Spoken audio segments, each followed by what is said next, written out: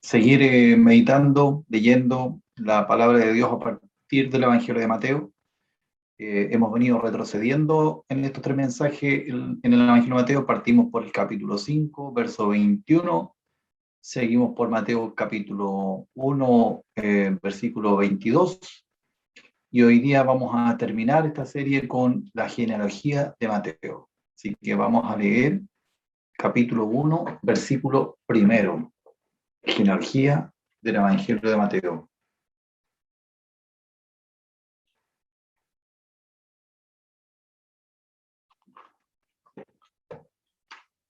Dice así, vamos a leer del versículo 1 al versículo 17. Libro de la genealogía de Jesucristo, hijo de David, hijo de Abraham. Abraham engendró a Isaac, Isaac a Jacob, y Jacob a Judá y a sus hermanos. Judá engendró de Tamar a Fares y a Sara, Fares a Esrom y Esrom a Aram. Aram engendró a Aminadab, Aminadab a Naasón y Naasón a Salmón. Salmón engendró de Rahab a Boz, Boz engendró de Ruth a Obed y Obed a Isaí. Isaí engendró al rey David y el rey David engendró a Salomón, de la que fue mujer de Urías. Salomón engendró a Roboam, Roboam a Abías y Abías a Asa. Asa engendró a Josafat, Josafat a Joram y Joram a Usías. Usías engendró a Jotam, Jotam a Acaz y Acaz a Ezequías. Ezequías engendró a Manasés, Manasés a Amón y Amón a Josías. Josías engendró a Jeconías y a sus hermanos en el tiempo de la deportación a Babilonia. Después de la deportación a Babilonia, Jeconías engendró a Salatiel y Salatiel a Zorobabel. Zorobabel engendró a Abiud a Eliakim y Eliakim a Azor. Azor engendró a Sadoc, Sadoc a Akim y Akim a Eliud. Eliud engendró a Eleazar, Eleazar a Matán, Matán a Jacob. Y Jacob engendró a José, marido de María, de la cual nació Jesús, llamado el Cristo. De manera que todas las generaciones, desde Abraham hasta David, son 14. Desde David hasta la deportación a Babilonia, 14. Y desde la deportación a Babilonia hasta Cristo, 14. Muy bien.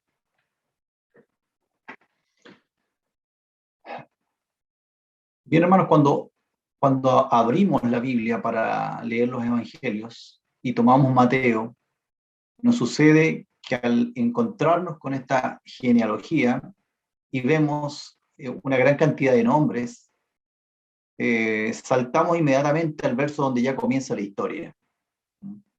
Eso es lo que naturalmente nos sucede, al menos a mí. Déjenme decirles que el Evangelio de Mateo fue el Evangelio más difundido, más estudiado en la iglesia del primer siglo. Y esto básicamente porque habla a una iglesia que viene saliendo del judaísmo y tiene muchas preguntas al respecto sobre el judaísmo y sobre el cristianismo. Y el Evangelio de Mateo, en alguna medida, a la iglesia naciente del primer siglo, ayuda a vincular y al mismo tiempo a separar y distinguir qué es el cristianismo, que tiene su raíz en el judaísmo, pero que no es judaísmo.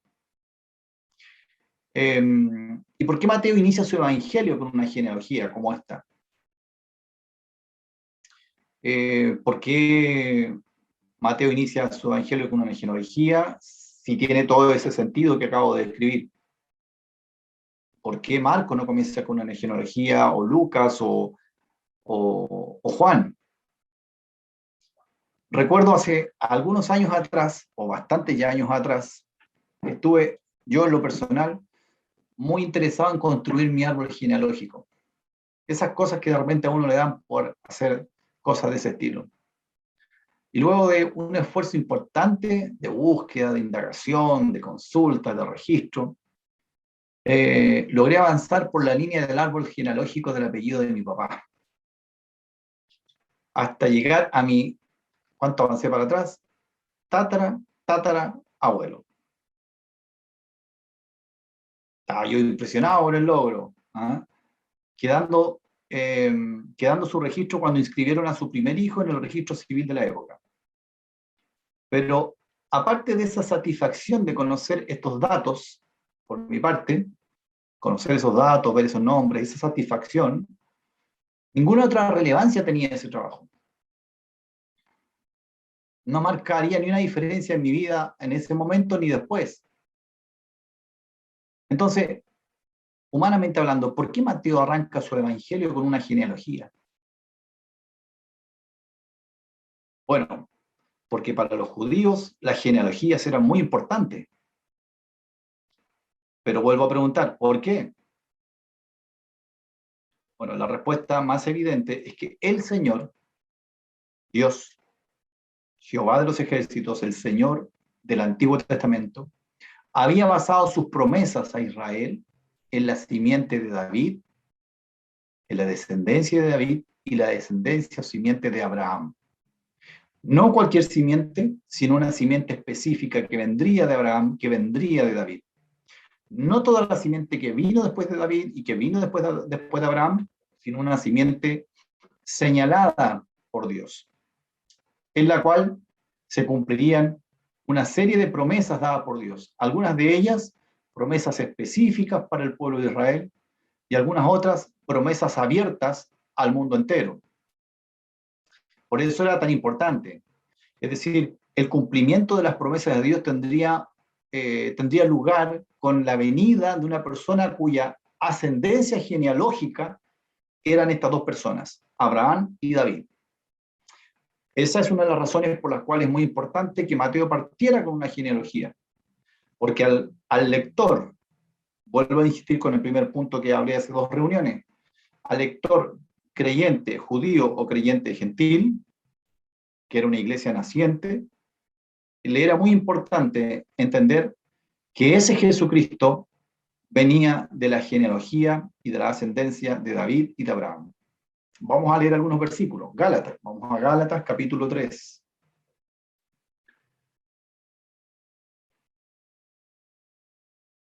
Gálatas en el capítulo 3. Dice, versículo 16. Tengan sus Biblias a mano porque espero que podamos buscar y leer varios versículos. Dice así, verso 14. Por esta causa doblo mis rodillas ante el Padre de nuestro Señor Jesucristo, de quien toma nombre toda familia en los cielos y en la tierra, para que os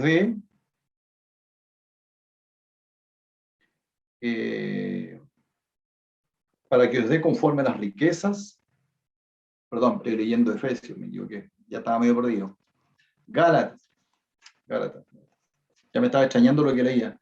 Dice, versículo 16. Ahora bien, a Abraham fueron hechas las promesas y a su simiente. No dice, y a las simientes, como si hablase de muchos, sino como de uno, y a tu simiente, la cual es Cristo.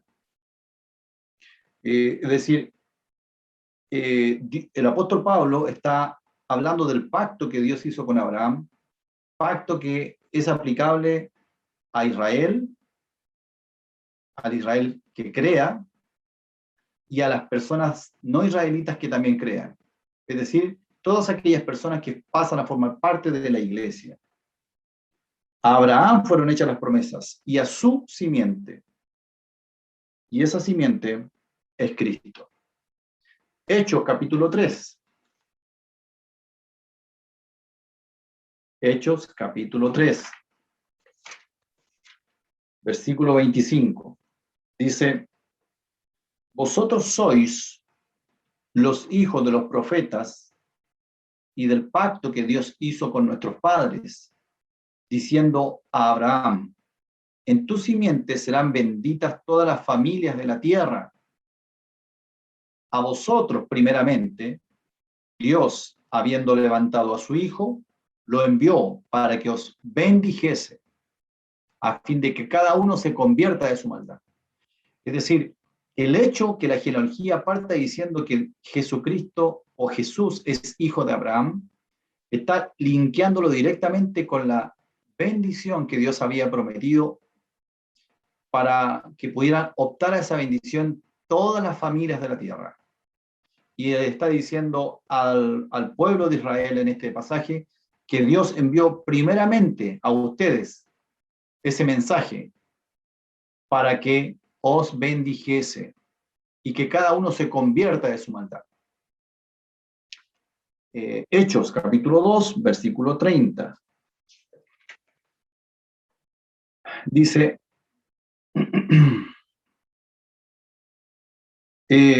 hablando del rey David, pero siendo profeta y sabiendo que con juramento Dios le había jurado que de su descendencia en cuanto a la carne levantaría al Cristo para que se sentase en su trono.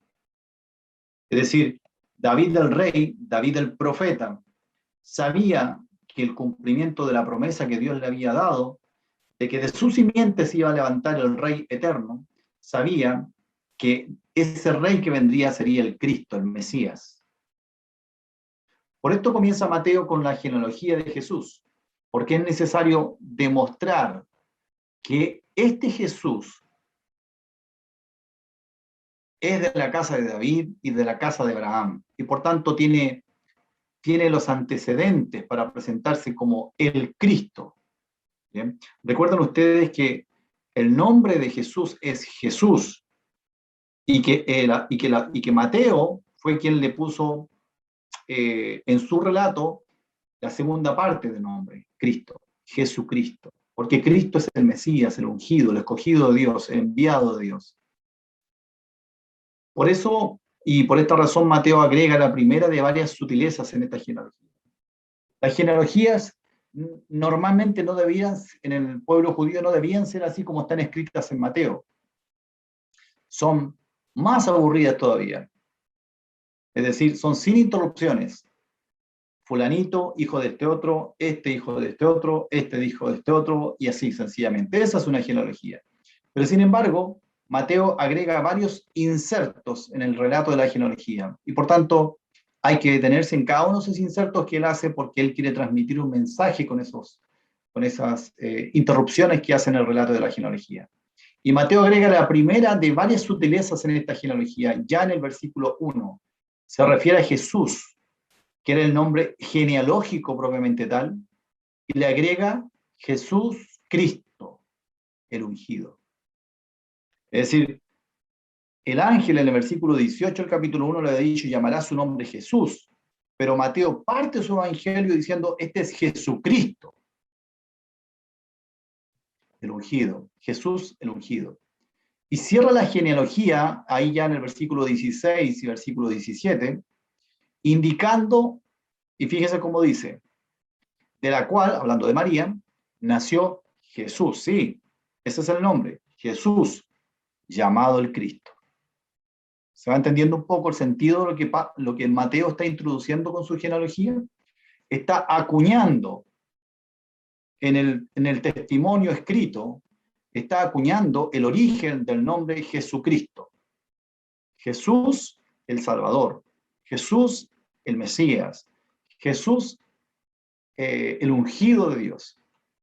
Y ya finalmente cierra la genealogía del capítulo 1 diciendo, y finalmente, dice, de la deportación a Babilonia hasta, ya ni siquiera le llama a Jesús, le dice hasta Cristo, para que como que vayamos acostumbrándonos de que este Jesús es el Cristo, de tal manera que puedo llamarle Cristo directamente. ¿Quién era este Cristo? Mateo lo presenta con esta genealogía. Lo presenta como el hijo de David, lo presenta como el hijo de Abraham. ¿Quién era realmente este Cristo que Mateo le presenta al lector? ¿Qué debían entender los judíos ante tal presentación de estos primeros versículos? El Cristo, el ungido de Dios, aquel que cumpliría la promesa de Dios hecha a David, del reino mesiánico, que su reino no tendría fin, que de su linaje se levantaría un hombre cuyo reinado sería perpetuo, que en él, que en esta persona serían benditas todas las familias de la tierra, porque esa es la promesa de Abraham. Entonces, los judíos solo debían entender esto que acabo de decir, cuando veíamos esta genealogía, solo esperaban esto de un Cristo, un rey perpetuo, un rey eterno. Pero este Cristo que presenta Mateo no es simplemente el cumplimiento de una profecía bíblica de un rey ultra poderoso y eterno. No es simplemente un salvador que viene a salvar personas. No es simplemente un profeta. Este Cristo es alguien un poquito más grande. Fíjense bien. Más adelante, en Mateo capítulo 2, vamos a leerlo. Mateo es bien explícito en ir introduciendo estas cuñas en su relato. Mateo capítulo 2 dice,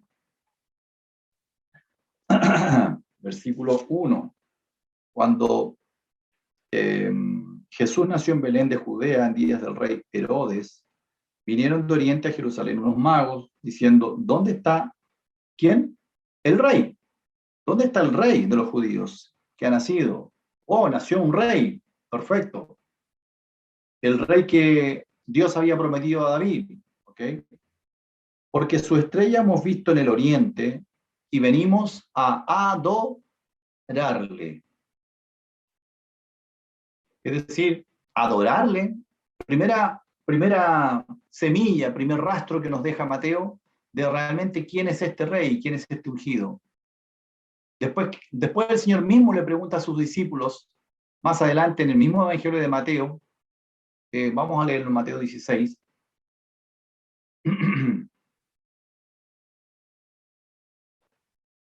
versículo 15, dice, Él les dijo, ¿y vosotros, quién decís que soy yo? Respondió Simón Pedro y dijo, tú eres el Cristo. ¿Ya? Eso ya lo sabemos de Mateo 1:1. Mateo ya acuñó la frase y el término Cristo. Sí, tú eres el Cristo. Pero ¿qué significa que seas el Cristo el ungido? Que tú eres el Hijo del Dios viviente. Es decir, este no es simplemente un ungido de Dios. El rey David fue ungido por Dios, pero no era el Hijo del Dios viviente. Este Cristo es el Hijo del Dios viviente. Y dado que esta es una revelación que Dios se la dio a Pedro, él les encargó que rigurosamente no lo compartieran con nadie. Bienaventurado eres Simón, porque no te lo reveló carne ni sangre, sino mi Padre que está en los cielos. Es decir, hermano y también amigo, tal vez que pudieras estar escuchando. Cristo es el Hijo de Dios, el Hijo del Dios viviente. Que eso llegue a tu entendimiento y a tu corazón realmente requiere de la intervención divina sobre tu vida. Y si tú estás escuchando la palabra, la lectura de la Biblia en estos momentos, pues tienes que abrir tu entendimiento, tu corazón y escuchar. Pudiera ser que Dios obre en tu vida para convencerte de esto. En otra ocasión, en el capítulo 22 de Mateo, vamos a leerlo, capítulo 22, versículo 43, dice, Él les dijo, y aquí está desafiando a los fariseos mismos, pues ¿cómo David en el Espíritu le llama Señor a este Cristo? Diciendo, dijo el Señor a mí, Señor, siéntate a mi derecha hasta que ponga a tus enemigos por estrado de tus pies. Pues si David le llama Señor, ¿cómo es su hijo? Y nadie le podía responder. Si el Cristo es el hijo de David, es de su descendencia, entonces, ¿cómo David proféticamente le llama mi Señor? Y nadie le podía responder. Y finalmente Caifás, ahí en Mateo 26, vamos a Mateo 26, verso 63,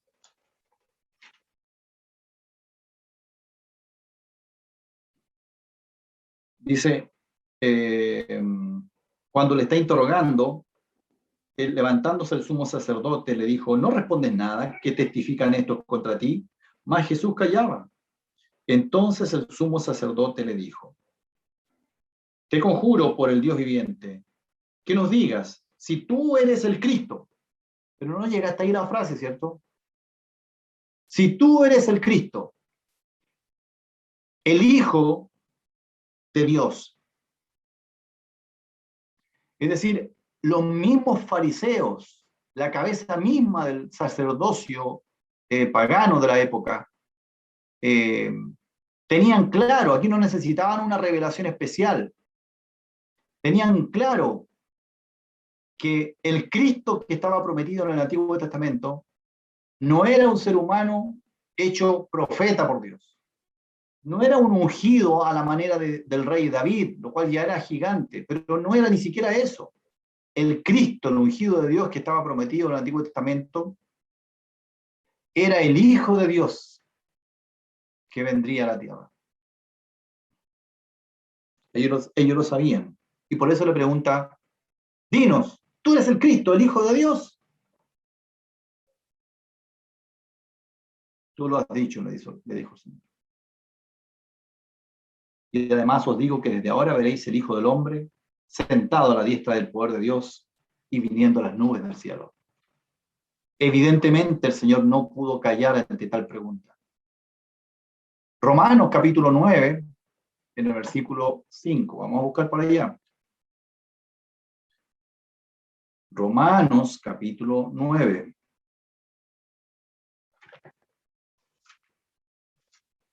Dice así.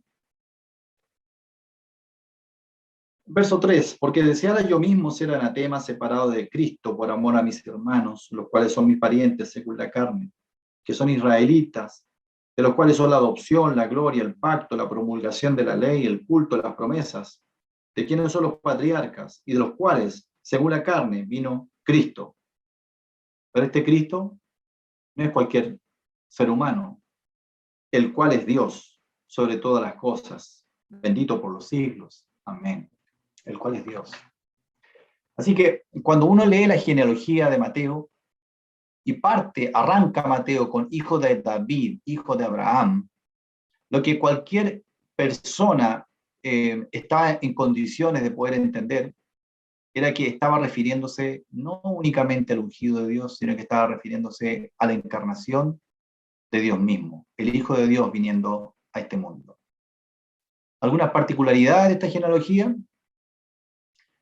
Ya lo leímos todos, está dividida en 3 grupos de 14, genealogía desde Abraham hasta David, versículos 1 al 6, genealogía de Salomón hasta el cautiverio babilónico, versículos 7 al 11, y genealogía del cautiverio babilónico hasta José, el carpintero, del versículo 2 al 17. Y algunas otras particularidades que en algún momento hay que detenerse, ¿cierto? El evangelista Mateo dice que Jesús es hijo de David e hijo de Abraham. Es decir, los menciona a propósito al revés, siendo que Abraham fue primero y David fue después. Continuemos leyendo los versículos 2 al 6 de la genealogía. Dice, Abraham engendró a Isaac, Isaac a Jacob, y Jacob a Judá y a sus hermanos. Judá engendró, y aquí hace una primera intervención atípica de las genealogías israelitas. Judá engendró de Tamar a Fares y a Sara, Fares a Esrom y Esrom a Aram. Aram engendró a Aminadab a Naasón y Naasón a Salmón. Verso 5, segunda intervención. Salmón engendró de Raab a Boz. Y segunda vez que nombra a una madre entre medio de la genealogía. Después dice, Boz engendró de Ruth a Obed y Obed a Isaí. Y Isaí engendró al rey David, y el rey David engendró a Salomón, de la que fue mujer de Urías.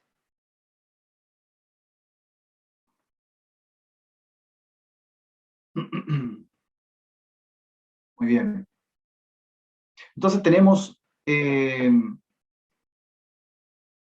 4 mujeres acá, que son las 4 mujeres que yo quiero detenernos un poquitito en el tiempo que nos resta, porque por alguna razón el evangelista Mateo quiso dejar plasmado en la genealogía de Cristo el nombre de 4 mujeres. Y la quinta mujer es María, pero dejó plasmado una seguidilla de 4 madres. ¿Okay? Tamar, Raab, Ruth y la mujer de Urías, que es Betsabé. Vamos a mirar un poquitito en cada una de estas mujeres. Vamos a Génesis 38. Génesis 38, a buscar la historia de Tamar. Génesis 38 dice, versículo 1, aconteció en aquel tiempo que Judá se apartó de sus hermanos y se fue a un varón adulamita que se llamaba Ira. Y vio allí Judá la hija de un hombre cananeo, el cual se llamaba Súa, y la tomó y se llegó a ella. Y ella concibió y dio a luz un hijo y llamó su nombre Er. Concibió otra vez y dio a luz un hijo y llamó su nombre Onán. Volvió a concebir y dio a luz un hijo y llamó su nombre Sela. Y estaba en Kesib cuando lo dio a luz. Después Judá tomó por mujer para su primogénito Er, la cual se llamaba Tamar. Esta es la mujer Tamar que quedó en la genealogía de Cristo. Y Er, el primogénito de Judá, fue malo ante los ojos de Jehová y le quitó Jehová la vida. Entonces Judá dijo a Onán, llégate a la mujer de tu hermano y despósate con ella y levanta descendencia a tu hermano. Y sabiendo Onán que la descendencia no había de ser suya, sucedía que cuando se llegaba a la mujer de su hermano, vertía en tierra por no dar descendencia a su hermano. Y desagradó en ojos de Jehová lo que hacía, y a él también le quitó la vida. Y Judá dijo a Tamar su nuera, quédate viuda en casa de tu padre hasta que crezca Sela mi hijo, porque dijo, no sea que muera él también como sus hermanos. Y se fue Tamar y estuvo en casa de su padre. Pasaron muchos días y murió la hija de Súa, mujer de Judá. Después Judá se consoló y subía a los trasquiladores de sus ovejas a Timnat, él y su amigo Ira, el adulamita. Y fue dado aviso a Tamar diciendo, he aquí tu suegro sube a Timnat a trasquilar sus ovejas. Entonces se quitó ella los vestidos de su viudez y se cubrió con un velo, se arrebozó y se puso a la entrada de Naim junto al camino de Timnat, porque veía que había crecido Sela y ella no era dada a él por mujer. Y la vio Judá y la tuvo por ramera, porque ella había cubierto su rostro. Y se apartó del camino hacia ella y le dijo, déjame ahora llegarme a ti, pues no sabía que era su nuera. Y ella dijo, ¿qué me darás por llegarte a mí? Él respondió, yo te enviaré del ganado un cabrito de las cabras. Y ella dijo, dame una prenda hasta que lo envíes. Entonces Judá dijo, ¿qué prenda te daré? Y ella respondió, tu sello, tu cordón y tu báculo que tienes en tu mano. Y él se lo dio y se llegó a ella y concibió de él. Se levantó y se fue y se quitó el velo de sobre sí y se vistió las ropas de su viudez. Y Judá envió el cabrito de las cabras por medio de un amigo a la Adulamita para que recibiese la prenda de la mujer, pero no la halló. Verso 21, ¿dónde está la ramera de Emaín junto al camino? No ha estado aquí ramera alguna. No la he hallado, y también los hombres del lugar dijeron, aquí no ha estado ramera. Verso 24, sucedió al cabo de unos 3 meses, fue dado aviso a Judá diciendo, Tamar, tu nuera, ha fornicado y ciertamente está encinta a causa de las fornicaciones. Y Judá dijo, sacadla y sea quemada. Pero ella, cuando la sacaban, envió a decir a su suegro, del varón cuyas son estas cosas estoy encinta. También dijo, mira ahora de qué son estas cosas, el sello, el cordón y el báculo. Entonces Judá los reconoció y dijo, más justa es ella que yo, por cuanto no la he dado a ser a mi hijo, y nunca más la conoció. Judá se aparta de sus hermanos, busca una mujer cananea de la cual tiene 3 hijos. Judá toma por mujer a él, ella se llamó Tamar. Dios le quitó la vida a él, dado que ante los ojos de Dios era un hombre perverso. Judá le entregó a Onán, como leímos, también Dios le quitó la vida. Tamar se refugió en casa de su padre y espera el crecimiento de Sela. Judá enviudó y se rodea a su amigo adulamita Hira. Y Tamar salió en encuentro, como leímos de Judá, porque veía que Sela ha crecido y no se cumplía la promesa. Judá no la conoció y la tuvo por ramera y se acostó con ella. Bueno, y ahí está toda la historia. Esta primera mujer, y al igual que las otras tres que vienen, nos deja un primer sello, una primera muestra, un primer bordón, por decirlo de alguna manera, de la característica de aquel que viene en esta genealogía. Todo lo condenable que ella hizo, Tamar, quedó justificado por el llamado de la justicia de Judá. Ella quedó justificada porque Judá dijo, más justa es ella que yo. Y la característica que pone en la genealogía de Cristo es la justificación. Así que este hijo fue concebido en estas condiciones moralmente cuestionables, fornicación, tanto por parte de Tamar y por parte de Judá. Sin embargo, a ojos de Judá, Tamar quedó justificada. Vamos a Rahab, Josué en el capítulo 2. Vamos a Josué. Josué capítulo 2.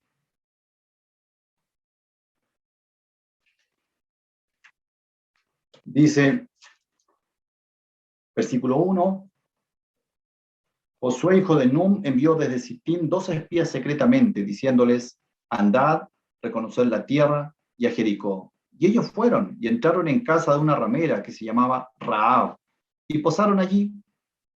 Fue dado aviso al rey de Jericó diciendo, aquí, hombres de los hijos de Israel han venido aquí esta noche para espiar la tierra. Vamos a asaltar. Versículo 3, 4. Pero la mujer había tomado los 2 hombres y los había escondido. Y dijo, es verdad que unos hombres vinieron a mí, pero no supe de dónde eran. Saltamos. Versículo 9. Sé que Jehová os ha dado esta tierra, por el temor de vosotros ha caído sobre nosotros, y todos los moradores del país ya han desmayado por causa de vosotros. Versículo 12. Os ruego pues ahora que me juréis por Jehová, que como he hecho misericordia con vosotros, así le haréis vosotros con la casa de mi padre, de la cual me daréis una señal segura. Nuevamente otra señal que pide esta mujer, Rahab. Esta relación que nos relata Mateo, en donde ella se metió en la genealogía del Señor Jesucristo, y fue madre de uno de los ascendentes de la genealogía del Señor. De esa relación no hay ninguna referencia en la Biblia. De hecho, si no fuera por esta mención que hace Mateo capítulo 1, no nos enteramos de que Rahab es la madre de Booz. Pues el hecho es que Rahab era prostituta. Hasta que el pueblo de Israel irrumpe en Jericó y ella cree con fe en el Dios de Israel. El Nuevo Testamento destaca a Rahab en 2 ocasiones más por su fe. Ahí en Hebreos 11 lo pueden leer, pero dice, por la fe Rahab, la ramera, no pereció juntamente con los desobedientes, habiendo recibido los espías en paz. Y en Santiago dice así también Rahab, la ramera, no fue justificada por obras cuando recibió los mensajeros y los envió por otro camino. La característica que pone Dios en la genealogía de Cristo es la fe. Es decir, en primer lugar, la característica que coloca con Tamar es la justificación del que no merece la justificación. Segunda característica es la fe. Tercera característica, Ruth. Vamos al libro de Ruth, en el capítulo 2. Ruth capítulo 2. Dice, tenía Noemí un pariente de su marido, cuyo hombre rico de la familia de Elimelech, el cual se llamaba Boz. Y Ruth la moabita dijo a Noemí, te ruego que me dejes ir al campo y recogeré espigas en pos de aquel cuyos ojos hallare, ¿qué cosa? Gracia. Y ella le respondió, ve, hija mía. Fue pues y llegando espigó en el campo en pos de los segadores. Y aconteció que aquella parte del campo era de Boz, el cual era de la familia de Elimelech. Y aquí que Boz vino de Belén y dijo a los segadores: Jehová sea con vosotros. Y ellos respondieron: Jehová te bendiga. Y Boz dijo a su criado, el mayordomo de los segadores: ¿de quién es esta joven? Y el criado mayordomo de los segadores respondió y dijo: es la joven moabita que volvió con Noemí de los campos de Moab. Y ha dicho: te ruego que me dejes recoger y juntar tras los segadores entre las gavillas. Entró pues y está desde la mañana hasta ahora sin descansar ni aún por un momento. Entonces Boaz dijo a Ruth: oye, hija mía, no vayas a espigar a otro campo ni pases de aquí, y estarás junto a mí, mis criadas. Mirad bien el campo, que sieguen y seguidla, porque yo he mandado a los criados que no te molesten, y cuando tengas sed, ve a las vasijas y bebe el agua que sacan los criados. Entonces ella, bajando su rostro, se inclinó a tierra y le dijo: ¿por qué he hallado gracia en tus ojos para que me reconozcas siendo yo extranjera? Respondiendo Boaz le dijo: he sabido todo lo que has hecho con tu suegra después de la muerte de tu marido, y dejando a tu padre y a tu madre y a la tierra donde naciste, has venido a un pueblo que no conoces antes. Jehová recompense tu obra y tu remuneración sea cumplida por parte de Jehová, Dios de Israel. Y ella dijo: Señor mío, halle yo gracia delante de tus ojos, porque me has consolado y porque has hablado al corazón de tu sierva, aunque no soy ni como una de tus criadas. Y vos le dijo a la hora de comer: ven aquí, come del pan, moja tu bocado en el vinagre. Y ella se sentó junto a los segadores, y él le dio del potaje y comió hasta que se sació y le sobró. Muy bien. Ruth es una joya en el Antiguo Testamento. Nada, nada tiene que le ponga al lado de las dos anteriores. En realidad sí hay algo. Dios había prohibido que ninguna moabita entrara en la congregación de Israel. ¿Y por qué lo dijo el Señor? Allá está el relato número 22 al 25. Pero recordándolo, Balaam, el profeta que fue contratado por Balac para maldecir a Israel y nunca pudo hacerlo. Sin embargo, Balaam tuvo una gran idea. ¿Por qué no envías jóvenes moabitas a seducir a los soldados, invitándoles a rendir culto a los dioses de Moab? Y las moabitas tuvieron mucho éxito. Y Dios castigó a Israel con la caída de 24.000 judíos. A causa de esto, Dios entregó esta prohibición. Sin embargo, al leer el libro de Ruth, vemos una razón por la cual Boaz hizo esto. Recibió una moabita, la gracia. En Ruth 2:2, Ruth declara que ella buscará gracia. Y en Ruth 2:10 declara que he hallado gracia delante de los ojos de Boaz. La característica que pone en la genealogía de Cristo es la gracia. Ruth no merecía nada de lo que le fue dado. En realidad merecía totalmente lo contrario. Sin embargo, por la gracia que halló a los ojos de Boaz, logró toda aquella bella historia de Ruth, la gracia. La primera característica que pone la primera mujer en la genealogía de Cristo es la justificación. La segunda característica en Rahab es la fe. La tercera característica que pone Ruth es la gracia. Vamos a la cuarta y última mujer, Betsabé, segunda de Samuel, capítulo 11, verso 1. Aconteció al año siguiente, en el tiempo que salen los reyes a la guerra, que David envió a Joab y con él a sus siervos y a todo Israel, y destruyeron a los amonitas y sitiaron a Rabá, pero David se quedó en Jerusalén. Y sucedió un día al caer la tarde que se levantó David de su lecho y se paseaba sobre el terrado de la casa real, y vio desde el terrado una mujer que estaba bañando, la cual era muy hermosa. Entró David a preguntar por aquella mujer, y le dijeron: aquella es Betsabé, hija de Eliam, mujer de Urías Eteo. Y envió David mensajeros y la tomó y vino a él, y él durmió con ella. Luego ella se purificó de su inmundicia y se volvió a su casa. Y concibió la mujer y envió a hacerlo saber a David diciendo, estoy encinta. Eh, Versículo 11, y Urías respondió a David, el arca e Israel y Judá están bajo tiendas, y mi señor y Joab, y los siervos de mi señor en el campo, y habría yo de entrar a mi casa para comer y beber y a dormir con mi mujer. Por mi vida y por tu vida, por tu alma, yo no haré tal cosa. Versículo 14, venida la mañana, escribió David a Joab una carta, la cual envió por mano de Urías, y escribió en la carta diciendo, poned a Urías, bueno, en fin, toda aquella fechoría que hizo el rey David para poder ganar y para poder hacer esta prevaricación, esto terrible que él hizo con Urías. En el tiempo en que salen los reyes a la guerra, David se quedó en palacio, David se fijó en la mujer de su prójimo, la de Urías, uno de sus grandes generales.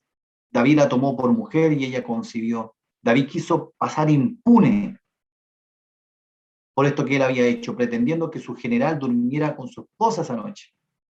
El general Urías mostró ser un gran soldado al no querer acceder a eso, por lo que acabamos de leer. David nuevamente fuerza las cosas y lo embriaga, y aún así no lo logró. Y entonces redacta la carta más traidora jamás escrita, enviándola de la forma más canalla posible con la misma víctima. Y Urías murió en lo recio de la batalla al ser abandonado por orden de su rey por sus compañeros. Luego va y toma a Betsabé por mujer. Natán, el profeta enviado por Dios. El hombre rico habla, ¿cierto? ¿Recuerdan? Había un hombre rico y había un hombre pobre que tenía una corderita, le dice. El tal es digno de muerte, le dice el rey David. Enceguecido, encolerizado por el relato de David, con todo su furor. Tú eres aquel hombre, le dice el profeta. Quedó en shock el rey David. Redarguido, reprendido hasta lo más profundo por Dios a través del profeta.